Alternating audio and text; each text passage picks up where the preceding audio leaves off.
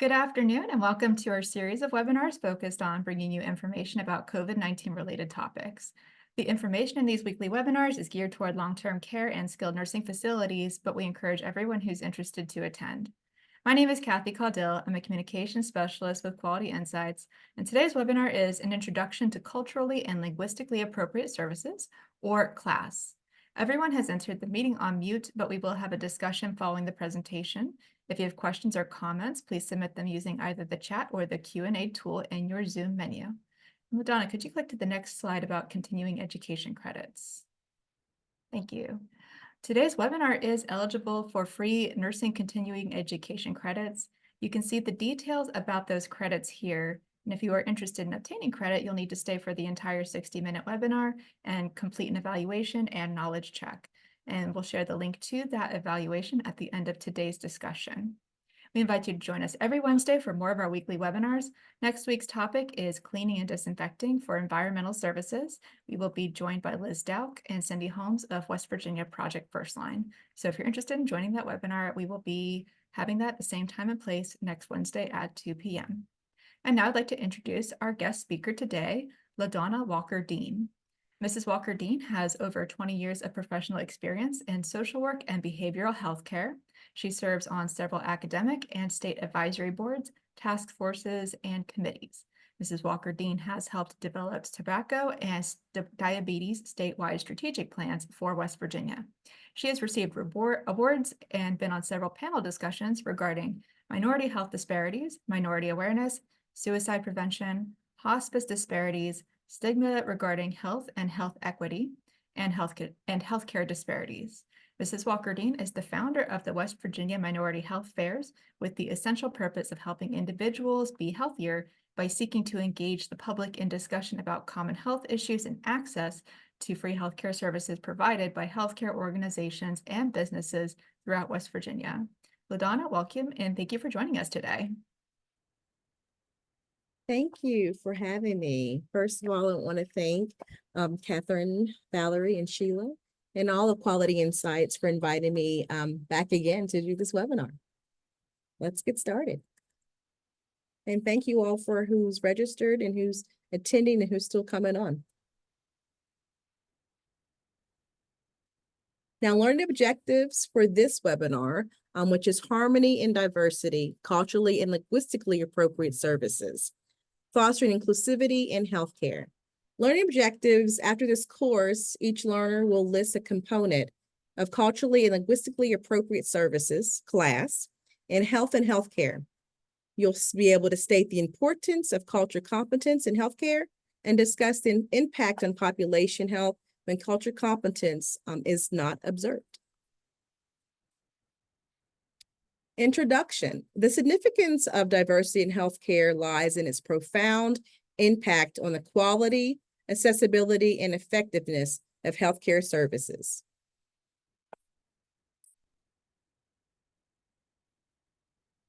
The presentation will center on the importance of culturally and linguistically appropriate services, CLAS, emphasizing how these principles enhance healthcare delivery by promoting cultural competence, improving communication, and ensuring equitable and inclusive care for diverse patient populations. Some definitions that I want you all to jot down or remember. Culture. What is culture? It's a pattern of learned beliefs, values, and behaviors shared within a group. It includes language, communication styles, practices, customs, and views on roles and relationships. Culture competence. It goes with CLAS. It's the ability of individuals and systems to work or respond effectively across cultures in a way that acknowledges and respects the culture of the person or the organization being served. Health disparity. It also is the umbrella of CLAS. Preventable differences in the burden of disease, injury, violence, or opportunities to achieve optimal health that are experienced by socially disadvantaged populations. Examples: race, ethnicity, gender, education, income, disability, geographic location, rural or urban, or sexual orientation. And lastly, this is what each organization, business, what have you, should be going forward to, which is health equity. Health equity is providing access to care that does not vary in quality because of personal characteristics such as race, ethnicity, gender, ethnicity again, geographic location, language, religion, sexual orientation, and social economic status. Are you familiar with the acronym CLAS?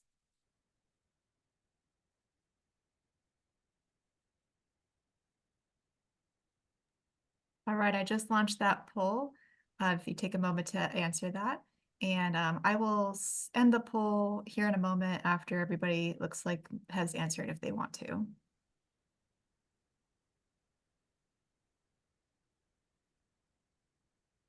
Are you familiar with the acronym CLAS? All right, looks like just about all of you have answered. So I'm going to end the poll and share the results. Okay, the results are 65% are not familiar with CLAS and 35% are familiar with CLAS. So hopefully by the end of this webinar, you'll understand what CLAS is. Introduction and history of CLAS. CLAS is culturally and linguistically appropriate services. Now, throughout this presentation, you're going to refer me using CLAS, which is the acronym, with culturally and linguistically appropriate services. And they are a way to improve the quality of services provided to all individuals, which will ultimately help reduce health disparities and achieve health equity. CLAS is about respect and responsiveness. Respect the whole individual and respond to the individual's health needs and preferences. CLAS rationale. Health inequities in our nation are well documented. Providing CLAS is one strategy to help eliminate health inequities by tailoring services to an individual's culture and language preferences. Health professionals can help bring about positive health outcomes for diverse populations. The provision of health services that are respectful of and responsive to the health beliefs, practices, and needs of diverse patients can help close the gap in health outcomes. The pursuit of health equity must remain at the forefront, though, of our efforts. We must always remember that dignity and quality of care are rights of all and not the privileges of a few. CLAS standards. The national CLAS standards are intended to advance health equity, improve quality, and help eliminate healthcare disparities by establishing a blueprint for health and healthcare organizations. I want to briefly give you all 4 tiers that the CLAS standards cover: principal standard, governance, leadership, and workforce, communication and language assistance, engagement, continuous improvement, and accountability. And one thing that you must know is the history. And so the national CLAS standards were first developed by the Health and Human Services Office of Minority Health in 2000. So this just doesn't start. This has been going on for a long time. Following 10 years of successful implementation, the Office of Minority Health launched an initiative to update the standards to reflect the tremendous growth in the field of cultural and linguistic competency since 2000 and the increasing diversity of the nation. Because we must understand that not only in the United States specifically, but West Virginia, we are becoming a more diverse state. And this is something that each organization needs to be familiarized with. Key components of CLAS standards: language access assistance, ensuring effective communication for patients with limited English proficiency; culturally competent care practices, integrating cultural competence into healthcare delivery; structural competence, addressing systemic issues to eliminate health disparities. The benefits of CLAS. CLAS is essential because it helps to ensure that individuals receive quality health care that is respectful of and responsive to their cultural and linguistic needs. CLAS contributes to improved patient outcomes, increased patient satisfaction, and the reduction of health disparities, because if you focus on one race specifically and not focus on others, your organization will not be benefiting all. And that's where each organization needs to be trying to get to, which is that health equity. Implementing CLAS in healthcare settings. How healthcare organizations can implement CLAS is so important. And the importance of training and education for healthcare providers, establishing language access programs, and integrating cultural competence into policies and practices will definitely help your organization tremendously. So, implementation of CLAS. Let's first talk about diverse workforce recruitment. Actively recruiting a diverse healthcare workforce that reflects the culture and linguistic backgrounds of the community served will put your organization at the top of the line. Ensure staff members receive cultural competency training to understand and respect diverse patient perspectives. We talk about language access services, which is number 2. Provide language assistance services such as interpreters and translated materials to overcome language barriers. You'll be able to ensure that these services are easily accessible to patients with limited English proficiency. You may have heard the acronym LEP, that is Limited English Proficiency. Culture competency training. Implement ongoing culture competency training for healthcare providers and staff. This training should cover topics such as cultural awareness, effective communication across cultures, and understanding diverse health beliefs and practices. Number 4, patient-centered communication. Encourage healthcare providers to engage in patient-centered communication by actively listening to patients, asking about cultural preferences, and involving them in decision-making processes. This fosters trust and collaboration. Cultural assessment tools. Integrate culture assessment tools into patient evaluations to identify specific cultural factors that may impact healthcare decisions. This enables personalized care plans that respect individual culture and their values. Community partnerships. This is key. Collaborate with as many community organizations and leaders to better understand the unique healthcare needs of diverse populations. Establishing strong community partnerships enhances outreach efforts and ensures culturally relevant health education. Having inclusive policies and procedures in your business and organizations will also help you to review and revise organizational policies and procedures to ensure they are inclusive and considerate of diverse cultural and linguistic needs.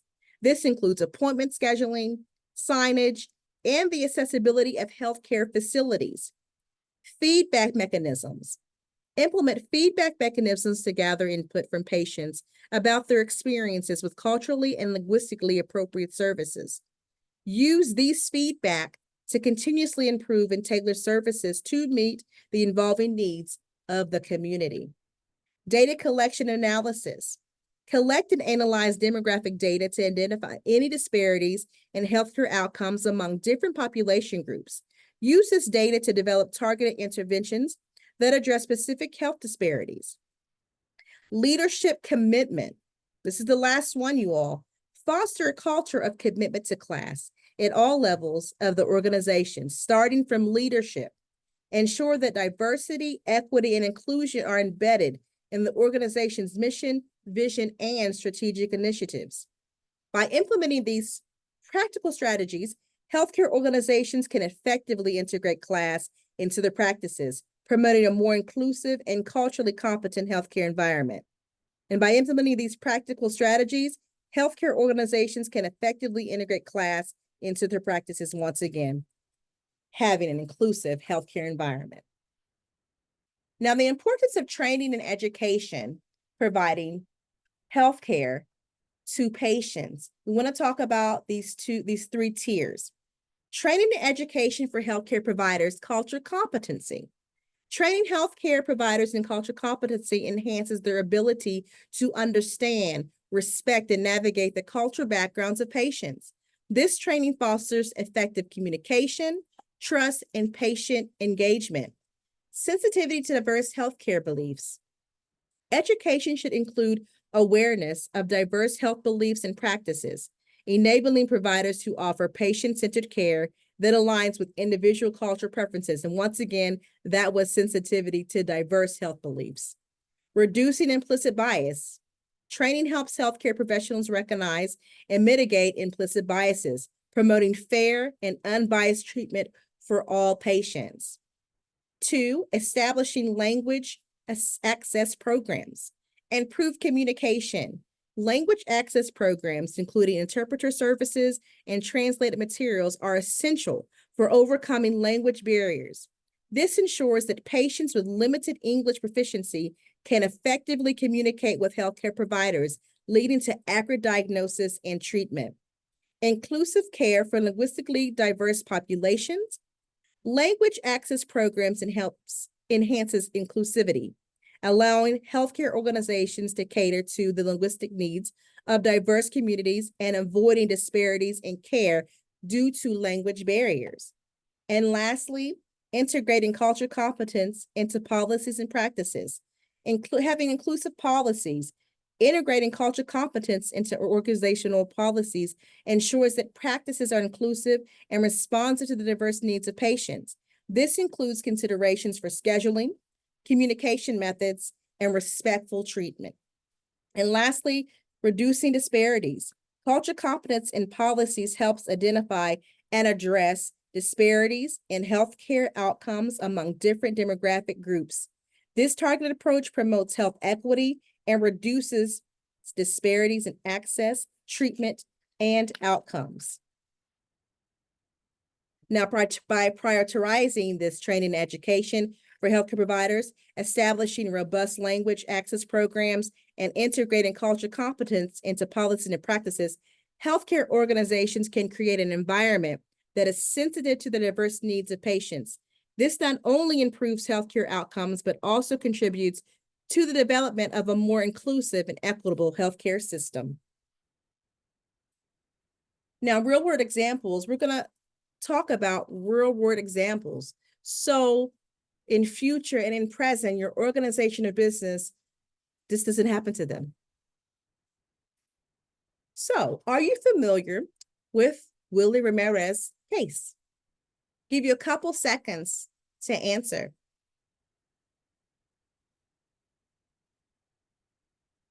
Are you familiar with the case of Willie Ramirez?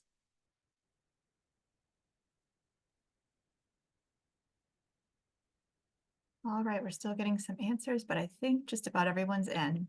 Okay. So I'm going to end the poll in 3, 2, 1.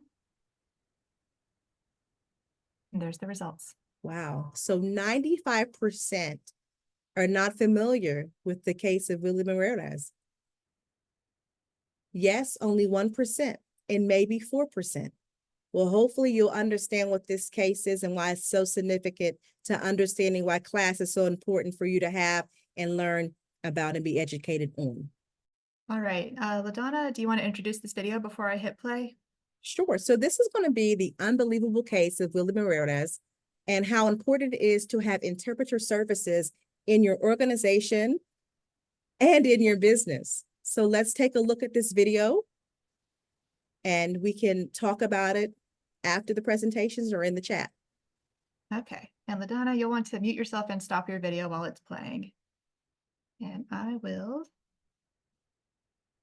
move my toolbar off of this real quick. There we go.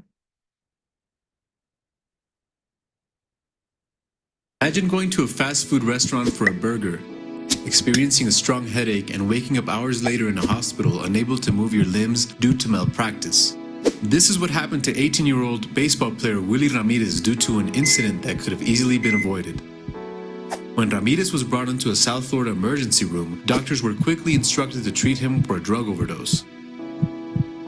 But the reality was much different, and a brain hemorrhage was discovered days after the improper treatment. By then it was too late. Willie had become quadriplegic. What had happened? On the day of the accident, Willie's Cuban mother told doctors that Ramirez was intoxicado. In Spanish, intoxicado is an all-encompassing word that means an ailment due to something you ate or drank, resulting in hives, allergies, or nausea. The doctors associated the word with intoxicated and proceeded to treat Willie accordingly. Now the hospital is liable for a settlement of approximately $71 million to pay for Willie's care for the rest of his life. According to a 2002 report from the U.S. Office of Management and Budget, avoiding that mistake by providing language services would have cost an additional $4.04 per visit, And if finances aren't convincing enough, maybe the law is. Title VI of the Civil Rights Act of 1964, Section 1557 of the Patient Protection and Affordable Care Act, and the Americans with Disabilities Act have been written to improve communication with patients who have limited English proficiency. What does this mean in practical terms? All healthcare providers receiving federal financial assistance are now required by law to provide interpreters for all non-English speaking patients. At Day Translations, we offer in-person and phone interpreting services for every language, with professionals that are specialized in the medical field.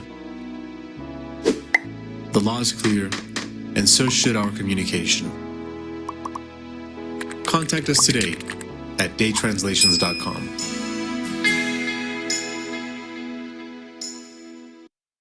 And so 95% of the participants on this webinar did not or were not aware of this case. So this case happened in 1980. And this hospital, they're still paying for the care of Willie Morales, $71 million. What do you think where the hospital went wrong at?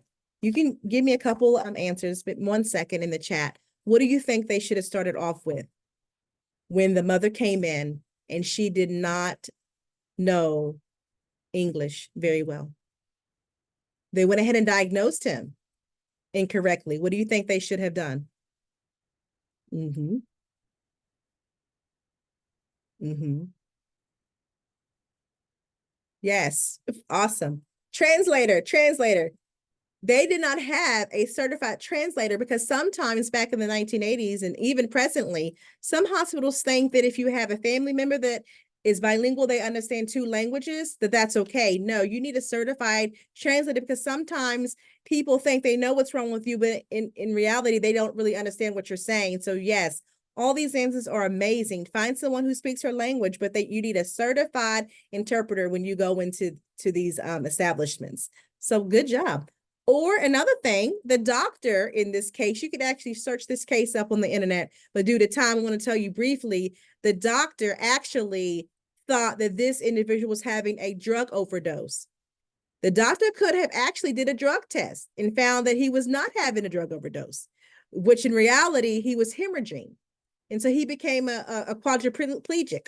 So that's where some things, this education is so important when you know about what to do. And if other workers were around that could have said, hey, let's go ahead and test him for a drug test to rule out anything. But if you know the culture, in Cuban culture, the mother felt like the doctor was not listening to her. So she did not want to over speak the doctor. So she listened and did not, quote unquote, talk back to the doctor. And so maybe if the doctor would have known the culture, he would have explained to her more so about what was going on, or listened to her when she was telling him that intoxicado is like either there's something going on, he had the stomach virus or something going on. It wasn't him being intoxicated. So yes, knowing people's cultures is so important. Thank you for interacting. On to the next slide. Common challenges and solutions. So this section, we're going to be talking about common challenges in implementing CLAS and strategies to overcome challenges when you do implement CLAS. Limited resources. Healthcare organizations may face constraints in budget and staffing, hindering the implementation of comprehensive CLAS initiatives. I would rather pay that $4.04 per day to have certified interpreters in my hospitals and in my organizations and businesses than paying $71 million for something that could have been prevented. So changing the way people think with actually having these limited resources, putting funding where it actually goes, I think will be an ultimate good to go policy. Resistance is change. Resistance from staff or leadership to adopt new culture competency practices can impede the integration of CLAS into healthcare settings. 3, inadequate training. Insufficient training on culture competency for healthcare providers may result in challenges in effectively addressing the diverse needs of patients. Once again, lack of language services. Difficulties in providing timely and accurate language assistance can pose a barrier to effective communication for patients with limited English proficiency. Cultural awareness gaps. Healthcare providers may lack awareness, once again, of diverse cultural nuisances, potentially leading to miscommunication or misunderstandings in patient interactions. Data collection challenges. Difficulty in collecting and analyzing demographic data may hinder the identification and addressing of health disparities among different population groups. Policy and procedure gaps. Existing policies and procedures may not be inclusive, necessitating revisions to align with the principles of cultural competence and CLAS. And lastly, some common challenges in implementing CLAS: community engagement issues. Challenges in establishing strong community partnerships may limit healthcare organizations' ability to understand and meet the unique healthcare needs of diverse populations. But addressing these challenges requires a concerted effort, commitment from leadership, ongoing training, and a strategic approach to integrating CLAS principles into all aspects of healthcare delivery. Now, some strategies to overcome challenges. We'll go around, there's 10 strategies. Number 1, which will be at the head of everything, advocacy and leadership commitment. Secure commitment from leadership to prioritize CLAS implementation, advocating for the allocation of resources and support. 2, comprehensive training programs. Implement continuous and comprehensive training programs for healthcare providers, organizations, and businesses to enhance cultural competence, address implicit biases, and improve communication skills. 3, resource mobilization. Seek external funding, grants, or partnerships to secure additional resources for CLAS initiatives. Allowing for the expansion of language services and cultural competency training will just amount to success in your organization and businesses. 4, inclusive policies and procedures. Review and update organizational policies and procedures to ensure they reflect the principles of cultural competence, inclusivity, and responsiveness to diverse patients' needs. Number 5, community engagement. Actively engage with community leaders and organizations to gain insights into the unique healthcare and business aspect needs of diverse populations, fostering collaboration and trust. If you've never been out there in the communities and interacted with cultures, you're not going to be able to have that trust and that respect. It's not going to happen. So if your organizations and businesses continue to get out there, even if you have to go to health fairs, get involved in your community. It's going to be number 1 in interacting with your patients and having that respect level because they know who you are. Data collection and analysis. This is really important because I know those of you who live in West Virginia, they may think, hey, West Virginia is not a diverse state, in which if you look at African-American Blacks, there's over 68,000 African-American Blacks that reside in West Virginia. Sometimes data can be skewed because people say there's not a diverse population, so we're not going to collect data. And then in fact, that can do your service and your organization a disservice. So invest in data collection systems that capture demographic information, enabling healthcare organizations to identify and address health disparities and track progress in CLAS implementation. Number 7, language access programs. Strengthen language access programs by expanding interpreter services, providing translated materials, and utilizing technology to enhance communication with patients who have limited English proficiency. 8, cultural competence assessment. Conduct regular assessments of cultural competence of healthcare providers and staff, using feedback mechanisms to identify areas for improvement and ongoing training needs. Collaborative partnerships. Collaborate with local organizations, community organizations, educational institutions, and professional associations to create a network to support the CLAS initiatives. You can also share, this is we created by sharing best practices and resources from a cohesive initiative. And lastly, patient-centered communication. Encourage patient-centered communication by emphasizing the importance of listening to patients, asking about their cultural preferences, and involving them in the decision-making process.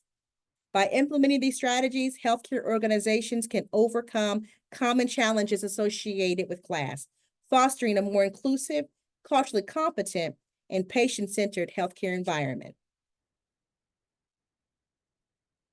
Best practices for culturally competent care.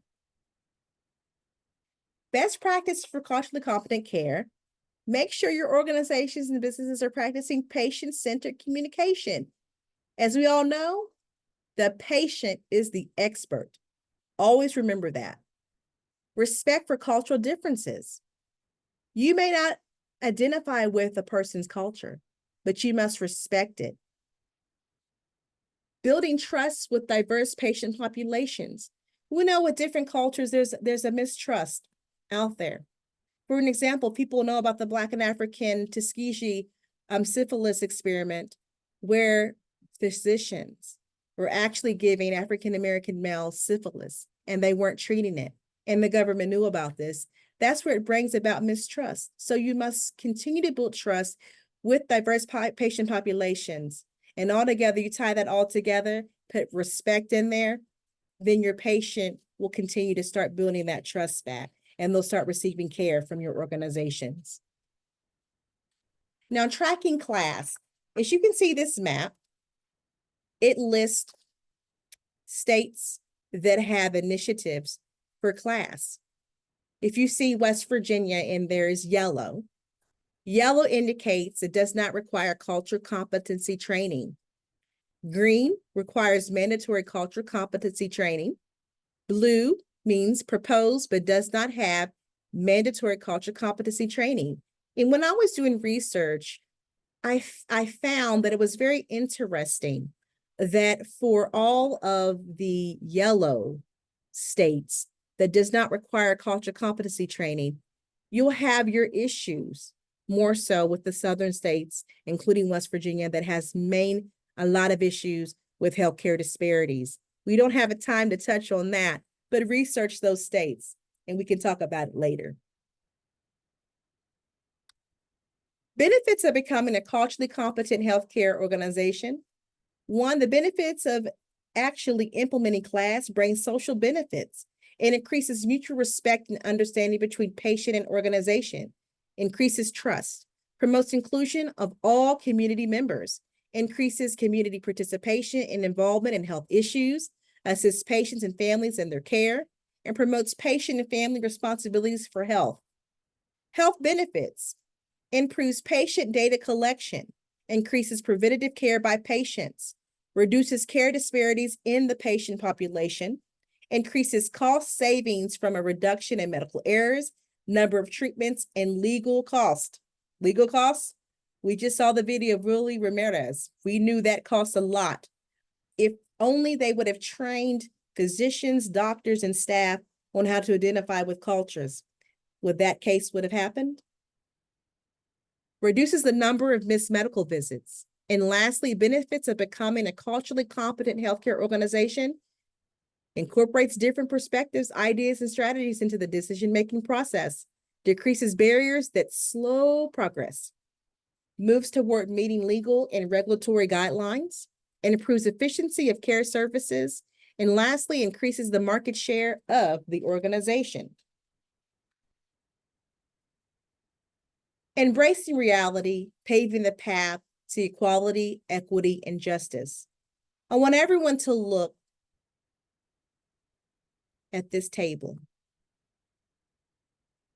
Reality, equality, equity, and justice. Organizational workplace equity is the concept of providing fair opportunities for all of your team members based on their individual needs. Equity can be complicated to demonstrate in the workplace or within an organization. This is because what constitutes fair and equitable treatment is often subjective and unique to the experiences of every individual. If you look at this diagram again, it takes you from the perspective of reality, the world we live in, to a desired future, the world we hope for. And in picture number one, reality, one gets more than is needed, while the other gets less than is needed. Thus, a huge disparity is created. Equality. The assumption is that everyone benefits from the same supports. This is considered to be equal treatment. right or wrong? Equity, everyone gets the support they need, which produces equity. We talk about health equity. And under the umbrella of class, this is what everyone wants to do. They want to get to equity. But in reality, we need to get to justice. All three can see the game without supports or accommodations. Because the causes of the inequity was addressed, the systemic barrier has been removed. In closing thoughts, I want to keep the encouragement of embracing diversity and fostering harmony through class. In closing, let's celebrate diversity's richness in our lives and communities. Embracing diversity through the principles of cultural and linguistically appropriate services is not just a commitment, but a journey toward understanding, respect, and unity. As we navigate this journey, let's remember that diversity is about recognizing our differences and cherishing the unique perspectives, experiences, and talents that everyone brings to the table. By fostering an inclusive environment through class, we lay the foundation for a harmonious society where every voice is valued and heard. In the tapestry of diversity, we find strength, innovation, and the collective wisdom that propels us forward. Let's continue to learn from one another, share our stories, and build bridges that connect us all. We can create a world where diversity is acknowledged and celebrated, and unity thrives through understanding and acceptance. I appreciate your commitment to embracing diversity and fostering harmony through class. May your efforts continue to contribute to a more inclusive and compassionate world for future generations. All right, LaDawna, are you ready to get ready for the Q&A? Yes, absolutely. Okay. Right off the bat, I see one in the chat that says, how does a state become a certified state?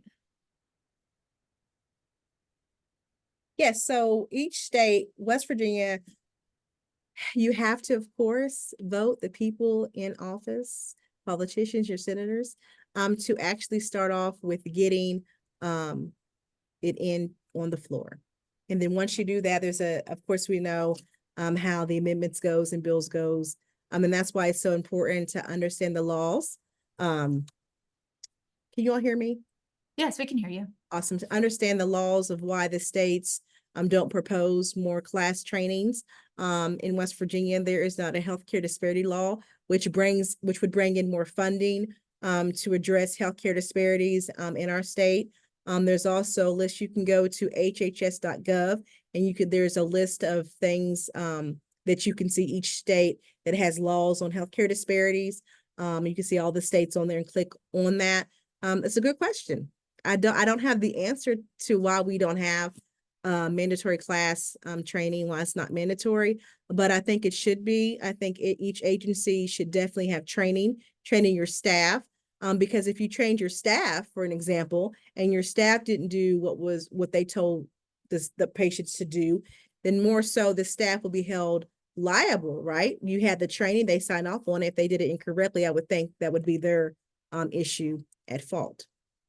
But you can definitely go to hhs.gov. You could also go to Office of Minority Health. And you can actually find the questions to your answers about mandatory trainings on cultural and healthcare disparities laws. So the next question is, what are some best practices for implementing CLAS? So best practices would first of all, there are a lot of online certificates that you can get, once again, at hhs.gov. And they actually can give you more hands-on training of CLAS. And I did the certification for CLAS, so this is kind of what I do. So I'm glad that Quality Insights reached out to me on this because it is something new. And some of the best practices are, I want to say always, patient, provider, making sure the patient is the expert, learning more about cultures that come in. And it all depends on what state you're in. West Virginia, once again, we're not a very diverse state. However, we should be educated on all cultures that we do come across with. And some of the best other practices, this would be more education on CLAS, having trainings. If each organization wants to do a training once a year, that is a start. You're implementing something. And so that is some of the best practices for implementing CLAS, would be to be educated on it first. So yeah. Thank you. So another question is, you mentioned a resource for a translation service. Is this available to use publicly without charge? We need this for our clinic. Yes, so unfortunately, as we know, interpreters, it's free for the patients, but it is not, I don't think it's free for organizations that hire these certified translators. Of course, you have to pay. In the case of Willie Morales, it was $4.04. And so, and that, of course, it's changed now. I'm pretty sure that is not $4.04, but at the time it was. So there's global translation solutions. There's a lot of linguistical services that do provide interpreters for hospitals and for organizations that do this all the time. I know St. Mary's in Huntington, West Virginia, they have interpreters. My mother, who used to work at St. Mary's, they had interpreters that spoke Japanese, Spanish. So the hospitals do provide that. They should be providing that. And there's grants out there too that you could also apply for if you have a budget that doesn't cover interpreters. There are grants out there that you can apply for. All right, thank you. And I believe that's all the questions we have so far. So if anybody else has a question or comment, please submit it at this time using either the Q&A or the chat, or you can also raise your hand if you would like to request to be unmuted to ask your question out loud. And while we're waiting, I had just one a comment, but not a question. They said, this presentation would be great to educate nursing students. We have a cultural competency class, but nothing about CLAS. Yes, and so CLAS, like I said before, it's really new to a lot of organizations and healthcare organizations. And so definitely students. I do presentations to first year Marshall University medical students on non-determinants of health. And that is so important because I'm not saying that understanding all medical things are at the top front, but you need to understand how to interact with a diverse population. It should be at the forefront of students too that's going to be going into this field. Thank you. And then we have one more question. It looks like it asks, is there a difference between a translator and an interpreter? So a translator, interpreter, they're different. They're the same thing. But when we talk about certified, that means that they are certified to actually go into hospitals and organizations to help individuals who don't have English as a primary language. So keep that in mind. You want a certified interpreter and or translator certified. That means they're educated and they have the certifications behind it to interpret it different languages. Especially in the United States, there's a terminology that says English is the primary language. And so if English is your primary language, then that means that if you are bilingual, then you don't need an interpreter. Always keep that in mind too. If they put down English as their primary language, that means that they are fluent in English too. All right, thank you. Now that's it for questions, but I'm going to have you pull up the presentation again because we've got that information about how to get the CEs on the very last slide. So since it looks like that's it for questions, in a moment, I will go over the instructions for those of you who are wanting CE credits for nursing. If you are not here for CE credits, please ignore the pop-up window when you exit the webinar. If you're not sticking around for CEs, you can sign off at this time, and thank you so much for joining us today. All right, so as I said at the beginning of the webinar, those of you who are interested in CE credits will need to complete an evaluation and knowledge check. Let's see, LaDawna's going to pull up a slide that has a QR code that you can scan to take you to that evaluation. And there is also a link, and I will just drop that in the chat. So we have a few different ways to get this link to you, whatever's the most convenient. You can't click the screen, but you can click the link that I just now put in the chat where you can scan that QR code. And of course, we're coming up at the end of the hour, so if you have somewhere that you have to be, I will be emailing this link to everybody later this week, along with the recording. So if anybody wants to take it later on today, that they can take it later. Let's see. And I believe we got that all the different ways. Oh, and as I mentioned, I also set it up so that the link will show up as a pop-up at the end of the webinar. So you can also click that link when I hit end on this webinar. So that's, I think I named 4 different ways to get you to it. But if all else fails, if you can't get it or you can't take the evaluation right now, I'll be emailing it later this week. We'll also be posting it to our website, qualityinsights.org. We have /QIN, QIN. There is a tab that says multimedia, and we post our videos there. And of course, if all else fails, you can contact me if you would like to be sent the recording. So if anyone has any questions about their CEs, they can contact Andrea Lefkay. Her email is alefkay@qualityinsights.org. I put her email in the chat too, as well as my own. I can get you in touch with anyone that you need to reach. And I think that covers it. LaDawna, I'd like to thank you so much for this great presentation. I'd like to thank everyone who joined us here today, and hope to see you again sometime soon. Thank you. Thank you all for inviting me back again.